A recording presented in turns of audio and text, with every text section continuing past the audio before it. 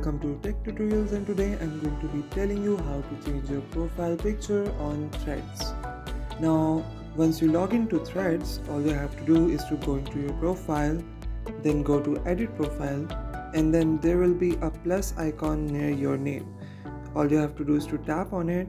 Then if you want to import your picture from Instagram, you can do that, or if you want to upload a new picture, you can tap that.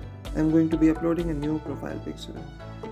So once it takes you to the gallery, select the picture you want to pick and then press enter, then click next.